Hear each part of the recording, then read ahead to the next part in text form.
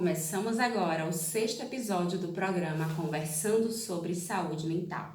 Hoje nós receberemos o psicólogo Davi Araújo do campus Buriticupu, que vai falar conosco sobre depressão. É com você, Davi.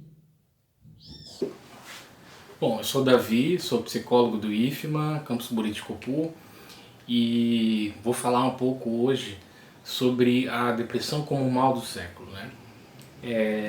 Vou partir dessa expressão, na verdade, para entender a depressão como algo que está para além do indivíduo, né? A gente costuma falar da depressão como um sintoma ou como algo que está ali isolado, né, numa pessoa, num indivíduo, mas a gente pode pensar também na depressão como uma questão das relações, né?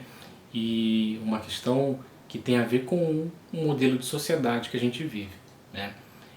Então nós podemos pensar num fio condutor, né, das várias formas de sofrimento, né, a partir do entendimento do modelo de sociedade, né, que produz essas formas de sofrimento. Então nesse vídeo eu vou falar um pouco do porquê que a depressão ela se tornou um diagnóstico tão frequente, por que a gente fala tanto em depressão e por que nós reconhecemos a depressão como o mal do século, né? Então, é claro que a depressão ela existe como um diagnóstico, como uma queixa clínica, né, em que a pessoa tem de fato os sintomas e ela precisa de atendimento, né, médico, precisa do acompanhamento psicológico e até da medicação. Mas a gente pode pensar também na depressão como um jargão, né, como uma espécie de jargão que serve para identificar várias formas de mal-estar que os indivíduos vivem, né, de uma maneira geral, nessa sociedade. Então, a pergunta que a gente pode fazer de início é: por que a depressão se tornou um diagnóstico tão comum, tão frequente e tão banalizado, né? Entendermos o porquê que, de certa forma, se banalizou a depressão, o diagnóstico de depressão foi banalizada e por que tem tanta gente se identificando com esse diagnóstico.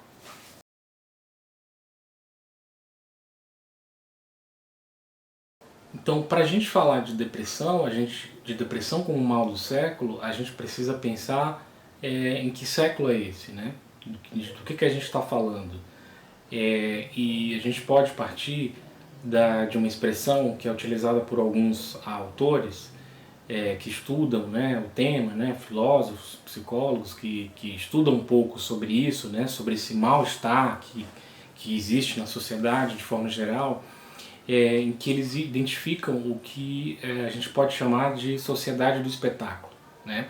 Então, quando a gente fala de século, de mal do século, a gente está falando, na verdade, das últimas décadas, né, inclusive do século XX, em que se construiu o que se chama de sociedade do espetáculo, que é essa sociedade que a gente vive e que a gente pode chamar também de sociedade da aparência, né? Que é uma sociedade que leva as pessoas a valorizarem, a criar a necessidade de valorizar a própria imagem e a própria aparência, né? Então, nessa sociedade nós somos valorizados por aquilo que a gente aparenta ser, né? Pela nossa aparência, né? E por isso que hoje a gente tem tanto apelo à imagem, né? A um certo status, né? E também nós acabamos dependendo do olhar do outro para existir, né? Ou para sentir que nós existimos e para que a gente se reconheça, né? Através desse olhar do outro, né? E por isso a necessidade de se valorizar a imagem, né? Então, valorizar a própria imagem, né? Então, hoje a gente pode falar, né, se antes a gente falava que era mais importante ter do que ser, né, a gente vivia numa sociedade em que o ter era mais importante do que ser, hoje a gente já pode falar de uma sociedade em que o aparecer é mais importante do que ter, inclusive, né? Então, esse modelo de sociedade, ele leva os indivíduos a serem narcisistas, né? Que é um termo da psicanálise, mas que quer dizer de maneira simples, a indivíduos que procuram engrandecer e valorizar o próprio ego, né, e valorizar a própria imagem. Então, essa é uma sociedade que propicia esse exibicionismo, né, essa necessidade de ter uma vida muito espetacular, né, onde tudo é muito incrível, né, onde tudo é muito perfeito, porque nós vivemos nesse modelo de sociedade do espetáculo, né, e a necessidade das pessoas o tempo todo buscarem esse reconhecimento, né, buscarem esse reconhecimento através dessa imagem e através desse status, né, de um certo status. Então a depressão, ela, de certa forma, ela significa ou ela representa um fracasso do indivíduo, né, das pessoas, em participar desse modelo de sociedade, né? Então os indivíduos, as pessoas que não conseguem aderir a esse modelo de sociedade, eles acabam não se reconhecendo e sendo excluídos, né? Sendo de certa forma rejeitados, né? Então as personalidades, né? As pessoas que são mais que têm um excesso de introspecção, né? Que são mais introspectivas, acabam não tendo mais dificuldade para aderir a esse tipo de ideologia, né?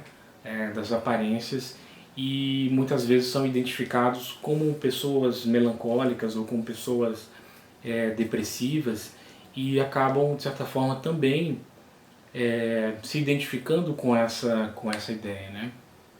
Então é uma sociedade essa em que existem muitos modelos ilusórios, de certa forma, que funcionam como uma referência, né, sobre aquilo que a gente deveria ser, né, referências para aquilo que os sujeitos devem ser, justamente porque há um investimento muito na imagem, né, no status.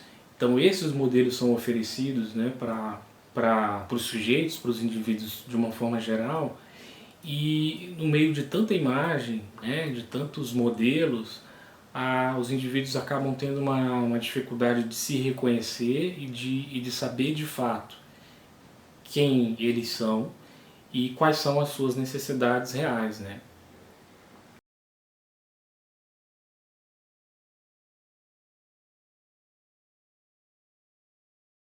Então, outro aspecto que tem a ver, né, com a criação desse mal-estar, né, e que propicia a criação, o desenvolvimento de depressão, tem a ver com a busca constante por prazer, né, e por satisfação imediatos, né.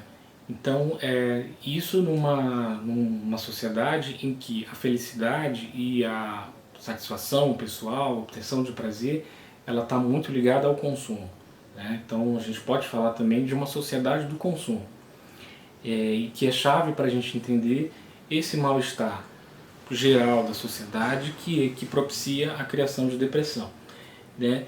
Então, nesse modelo de sociedade, né, a possibilidade da gente construir projetos de longo prazo, né, da gente construir inclusive sonhos, né, da gente construir utopias, a gente acaba ficando um pouco impossibilitado, porque a gente vive nessa sociedade em que a regra é a gente obter satisfação imediata, né, obter prazeres imediatos e momentâneos, né, e que acaba construindo um modo de viver que é muito acelerado e que produz também indivíduos muito acelerados e indivíduos muito imediatistas, né?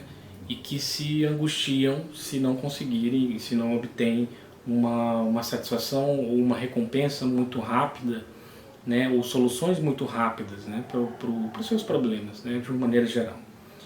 Então, nesse contexto não há muito tempo e também não há, em alguns casos, sequer condições econômicas para se investir e para se amadurecer projetos de longo prazo, né? Se investir em sonhos, em utopias, né? E que tornariam a vida mais significativa, inclusive, né? ou uma vida com mais sentido. Então, muitos dos nossos desejos, eles estão ligados a desejos de consumo, né?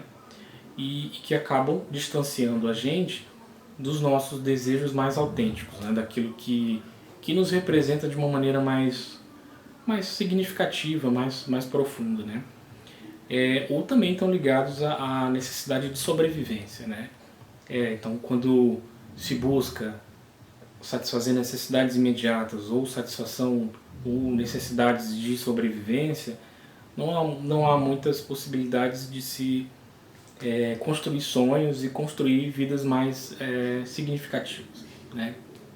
Então, essa vida esvaziada de sentido é uma vida em que nós não desejamos nada muito além do que esses prazeres imediatos e essas satisfações momentâneas, né?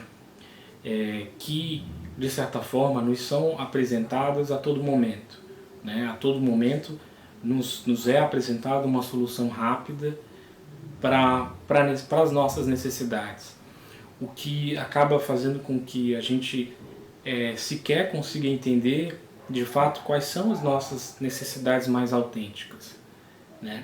Porque não há tempo para se pensar muito nisso, porque há sempre soluções muito práticas, muito rápidas, muito imediatas nos sendo oferecidas, né? E apesar da gente ter essa grande oferta, né, de formas de obter prazer, é tão comum a gente ouvir o relato de um certo vazio, né? Que é um vazio que vem seguido desses prazeres imediatos, né? A gente obtém prazer, obtém satisfação, mas a gente acaba tendo uma vida, no geral, né? Um relato de um certo vazio, de um certo tédio e de uma certa indiferença, né? com a vida. Porque a gente acaba não desenvolvendo projetos e desejos que sejam mais significativos e que tenham a ver com as nossas reais necessidades e com aquilo que nós somos de fato, né? E isso, de certa maneira, está ligado ao tão comum diagnóstico e frequente diagnóstico de depressão de baixa intensidade, né? Não estou falando das depressões mais graves, dos quadros clínicos mais graves, mas de um mal-estar que está ligado a esse modelo de sociedade e que acaba criando uma sensação de vazio e de perda de sentido, né, para a vida, justamente porque nós não conseguimos identificar quais são os nossos desejos mais autênticos, né? E daí, de certa forma, a gente vê uma frequente identificação do que seriam sintomas de depressão, né? Mas que na verdade estão ligados a esse vazio existencial, digamos assim, ou de um certo tédio e de uma certa indiferença, né?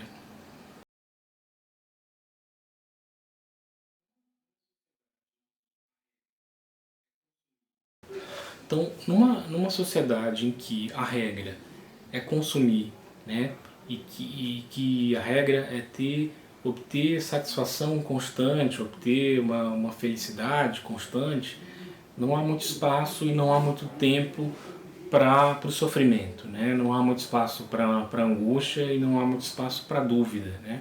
Não há muito espaço para se pensar, inclusive, sobre o próprio sofrimento, né? Então, porque esses processos que são naturais, né, o sofrimento, por exemplo, eles são identificados como doença ou são identificados como algum tipo de defeito, né? E o indivíduo, ele acaba se identificando com esse diagnóstico, né? Ele acaba se identificando como alguém doente, né? Porque sofre, né? Então, a solução que tem sido encontrada é a medicação, né? E a medicalização do sofrimento, a gente pode falar, né, de uma forma geral, e que tem a ver com esse modelo de busca de soluções rápidas, né? Então a própria necessidade, a ideia de se obter soluções rápidas, né, e de se identificar o sofrimento como algo defeituoso, né? Numa sociedade do espetáculo, em que você tem que estar feliz, em que você tem que estar bem o tempo todo, esse sofrimento é identificado como uma doença, né? O que acaba produzindo mais sofrimento, né? Porque o indivíduo acaba se identificando como doente, ou como defeituoso, ou como alguém que está excluído desse modelo de sociedade. Então isso também é uma forma, a medicação, a busca de acabar o sofrimento como algo que precisa ser resolvido o quanto antes, isso também é parte desse modelo de sociedade do espetáculo e do consumo, né? Em que a felicidade está muito ligada ao consumo. Por isso, talvez as pessoas tenham mais facilidade até em buscar um tratamento medicamentoso, né? Do que investir um tempo a mais num tratamento mais longo, né? Uma terapia, né? Que significa pensar, a terapia no caso significaria pensar no seu próprio sofrimento e um investimento no autoconhecimento, né? Investir um tempo em entender o porquê que você sofre, né? E entender também qual a tua real necessidade, né? E não há muito tempo para isso, não há muita possibilidade de se pensar nisso, porque a gente tem que obter satisfações muito imediatas. Então, a conclusão, de uma maneira geral, é que a grande quantidade de diagnóstico de depressão, ela não está ligada ao fato de que os indivíduos estão nascendo mais deprimidos, mas ao fato de que esse modelo de sociedade ele tem produzido indivíduos menos autênticos, né? E que tem menos capacidade de sofrer, tem menos tolerância ao sofrimento existencial, que é natural, né? Que são processos naturais, e a gente tem produzido indivíduos com menos capacidade de entender quais são os seus próprios desejos e de entender quem são de fato, né? Justamente porque são oferecidos muitos modelos, né? Midiáticos, por exemplo, daquilo que nós deveríamos ser, né? Daí isso tem a ver com a ideia de sociedade da imagem, né? Sociedade da aparência. E por outro lado, a gente tem também uma sociedade em que os indivíduos não conseguem entender de fato quais são as suas necessidades, porque nos são oferecidas a todo momento muitas possibilidades de obter satisfação imediata, né? De satisfazer desejos imediatos e ligados ao consumo. Então, daí a dificuldade do indivíduo se reconhecer de fato quem ele é e quais são as suas necessidades, né? Obrigada, Davi. Nós estamos chegando agora ao final de mais uma edição do programa Conversando sobre Saúde Mental. E é hora de agradecer. Nós agradecemos ao NAPNIS, que é o Núcleo de Atendimento às Pessoas com Necessidades Educacionais Específicas. Agradecemos também ao CETIC, que é a Coordenadoria de Tecnologia, Informação e Comunicação. Agradecemos a Assessoria de Comunicação do Campus Bacabal.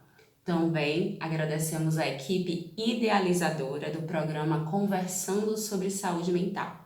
Agradecemos ao psicólogo Davi Araújo do Campus Buriticupu.